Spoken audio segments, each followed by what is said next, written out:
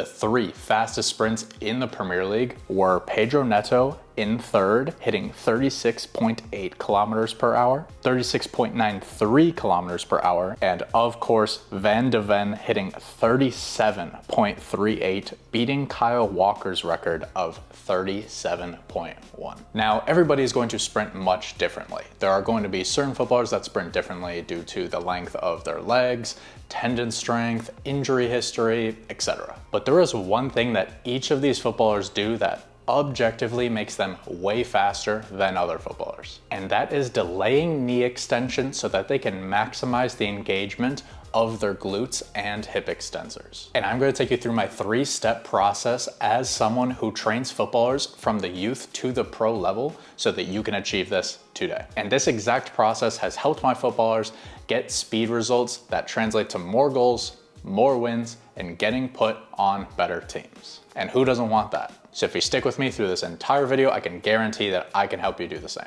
So let's get into step number 1. You simply do not develop this type of speed by just going out, sprinting 2 times per week, and just checking the box. And no, that video is not sped up. That is Van de Ven recording the fastest sprint in Premier League history. And when you watch him sprint and you see images like this, you can see that he doesn't run with any excessive anterior pelvic tilt. Now the thing is, everybody has some form of anterior pelvic tilt, especially when you are doing exercises or activities that require high amounts of force or high speeds. Because the anterior pelvic tilt actually does push you forward, which is exactly what we're trying to do, of course, when we are sprinting. But when it becomes excessive, we can create what is called too much backside mechanics versus front side. And when your body tries to get that hip extension from the low back instead of the glute, it kind of sets off the timing of everything down the entire body as you are trying to run. So you tend to strike the foot too far out in front of you, then you tend to extend the knee a little bit too early, and it just becomes a disaster. So what exercises do I do with my footballers to make sure that we fix this? The first exercise is going to be supine hip extension slide outs, and stick with me here. I know that this looks like something that you would do at physical therapy, but there is a reason for this. The reason why we do this starting while laying flat on your back is because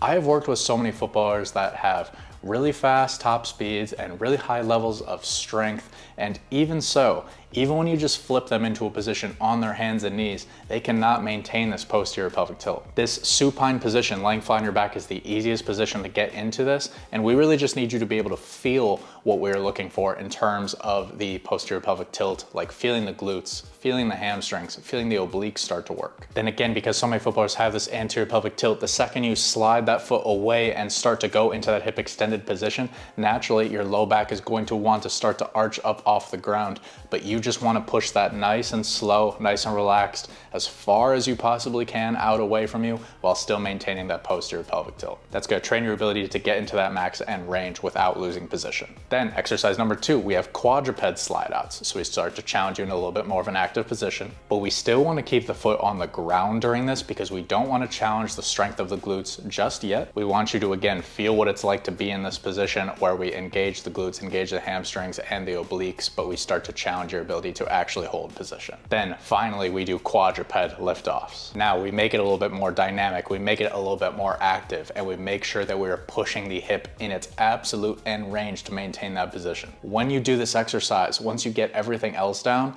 also make sure that you are maintaining a long spine. I don't want you to think chest high, I want you to think spine long, creating as much distance from the top of your head to the base of your foot as possible, because you can see that that is the position that we are actually getting into when we get that first step push off when we are accelerating. And as you can imagine, if you cannot do it in a quadruped position isometrically, you're not going to be able to do it when you are sprinting on the pitch, reacting to someone playing a through ball, doing a 90-degree turn, whatever the situation is. And I am not saying that you need to only do these exercises before you move on to steps 2 and 3. I'm not here to preach some fragile mindset, but there are so many footballers out there that have chronic injuries, that have chronic pains, that are tight in the hips, the low back, whatever it is. And then they go in the gym and they do bench, squat, deadlift, all these super compressive exercises, not even worrying about their technique. And then I take them through these exercises and they can't even do step 1. So if this is something that you are also struggling with, which most of you footballers are, I would add this into your daily routine at least 5 days per week. technique. And I would try and do it before the gym sessions or your field sessions so that you can really hammer home these mechanics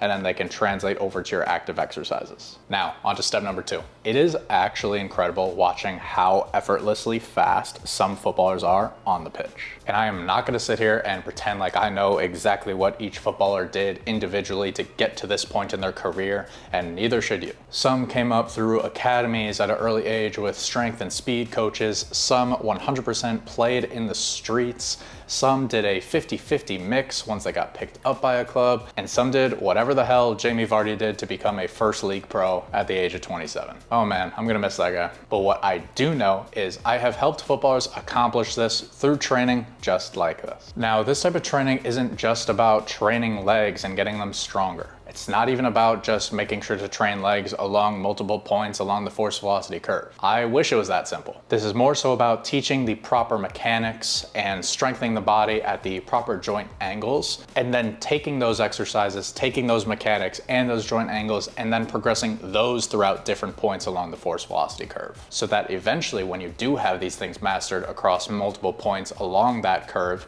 then it just happens naturally when you are sprinting. And these are 3 of my favorite exercises to train just this, but there are very specific nuances to each exercise to make sure that you get the most out of them. Now, number 1 is going to be a short stance split squat, not just a regular split squat, a short stance. Now, the reason that we do it like this is because this is going to bring you into that mid-propulsive position. Mid-propulsive essentially just means that that foot is directly beneath you when you are sprinting. And this is the point where we need that hip to keep going backwards without that knee actually fully straightening out. That last part is the key. So by narrowing the stance and making sure that that back foot is really just a kickstand, we don't want almost any weight on that back foot, then you are training your body's ability to extend that hip while maintaining that knee over toe action. The second exercise is going to be a wall reference RDL, and the wall reference is very important. You can add the wall reference into the short split stance split squat as well, but essentially what it does is it makes sure that that foot is perfectly vertical. And when that foot is perfectly vertical, that is pushing us forward onto that front foot as much as we can, again, more into that mid-propulsive position. So many of you, when you do split squats or when you do split stance RDLs, it's so funny. When I get videos from my personalized program athletes, I can see them do their split squat assessment and the back heel is completely on an angle. And that just tells me that they are so shifted into early, that they're putting so much weight onto that back foot that they can't even access that power and that strength to really propel themselves forward as much as they can. That's not me saying that they can't move forward. Of course they can, but their body naturally wants to be in this deceleration position. And their body naturally wants to be in this position where the foot actually strikes too far out in front of them. So anyway, by doing that wall reference, it actively pushes you forward. Then you maintain that slight knee bend where that knee is in line with the toe the entire time, if not a little bit out in front of it. And then you actually teach this hip hinge exercise, and hip hinging is literally just hip extension. And it's teaching that horizontal hip projection that we are always getting during sprinting exercises. Now, the third and final one is a simple one, but it's kind of a cheat code. It's gonna be any type of single leg glute bridge exercise. Now, the way that you wanna do it is you wanna make sure that that shin is vertical at the very top. And then you wanna just make sure that the entire body moves as a unit. Then that knee isn't going to bend and extend very much, but you are going through a huge amount of hip extension when you get the entire body moving as a unit. Now, a lot of people cheat this and they use too much low back, and then they just get into these same movement patterns that we're trying to avoid during sprinting. This is where, again, at the very top, I want you to be able to get a hip tuck and maintain that, and then just feel the abs move as you go through the motion. Then this is going to translate over so well into sprinting, because at the very top of the motion is when you are at the most difficult portion of the lift, and that is just going to train you to get that last little bit of hip extension that so many footballers and so many sprinters are missing.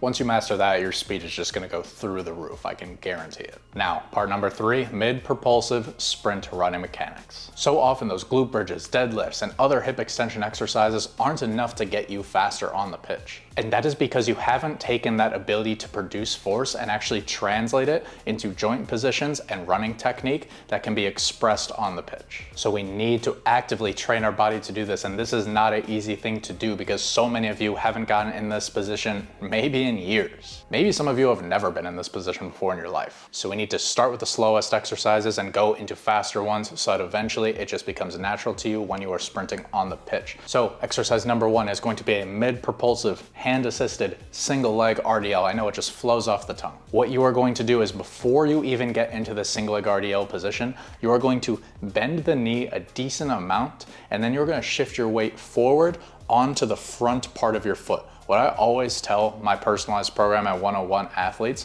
is I want you to feel almost all of your weight on the front part of your foot towards your toes, and I want to feel a weightless heel. I don't want it fully lifted off at this point, but I want it to be almost weightless. Once you have that position, you want to stay tall so we can still engage the obliques and set the hips in place. Then you're going to get into the single leg RDL, but naturally, every single time when people do this, they get into the RDL, the knee comes back, it strains out, and people start to feel their heel. You need to keep that shit forward the entire time. Then, and only then, can you stand up out of the RDL. And again, the same thing happens where people try and strain out that knee, they shift their weight backwards as they stand up out of it.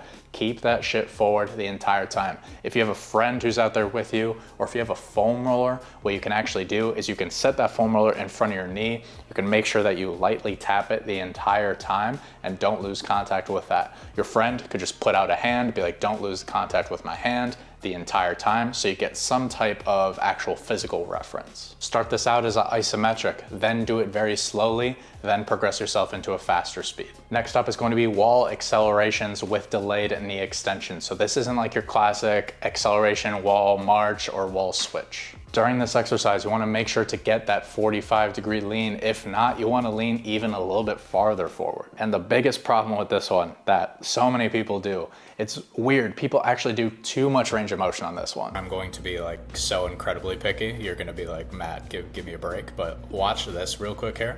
Watch the knee of your right knee as you do this. So as we take this so slow and as it drives down, knee is fully extended right there, but then watch, comes forward just an inch, right? You can see it fully extends, it shouldn't come forward, and then it comes forward just a bit there. So what's actually happening is this leg is coming up too high, and because of that, it's shifting the entire pelvis forward a little bit. So that's really common with this exercise. So what I want you to do, you have a good angle here. I do really like this. What I would love to see is for us to just not even bring this foot so high. You're at above 90 degrees right here. You're probably more at like 100 to 105. If we could hit 90. So they pick up their knee so high that whichever foot is on the ground, the knee actually comes forward. And when you see that knee come forward, what that is that your body doesn't have the actual amount of hip flexion in the hip that is coming up. So the entire pelvis tucks underneath, the entire thing shifts forward, and then again, you're just getting that hip extension from the low back. So we once again need to start slow. We need to make sure that we're only hitting 90 degrees of hip flexion on whichever leg is up. Then we want to make it a little bit more dynamic. Then we do want to do it in an explosive way. It's really helpful if you can record it. I have a lot of my personalized program athletes record this one and send it to me so that I can actively see, does that knee actually travel forward during this, or are we actually hitting the right positions and using the glutes? Then to tie it all together, the last thing that I do before I have people actually sprint doing this is doing 1, 3, and 5-step projections. This is so important because if I can really focus on that one step during the projection, then I can really actively feel that position that I'm going for, where I'm trying to drive that hip back as far as I can and propel myself forward before pushing off with the knee. If I were to just start someone off with 10-step sprints, then maybe they are just too distracted by every single step and they're actually hammering home poor running mechanics on 9 out of the 10 steps or 10 out of the 10 because the 10 steps distract them even from getting the first one right. But if you do an insane amount of reps of 1-step projections and then you record yourself and you're like, I am hitting the right positions, then you can start to be like, okay, can I hit 3 in a row at a good position? Then if you can, you go to 5, and then eventually you're just running these sprints how you naturally would on the pitch. And again, I'm not saying that like don't do more than 1-step sprints, but I am saying if this is a goal for you, which I think for most footballers it should be, you can hammer home insane amounts of volume on first step projections without overly fatiguing you, and then you can have massive increases in your sprinting technique. Everyone, I really hope that this was helpful. If you haven't already, make sure to subscribe to the channel and like the video. It really helps me out, and I'll do my best to respond to every single comment or question that you guys have in the comments as a thank you. Otherwise, I will see you all next time. Let's change the game.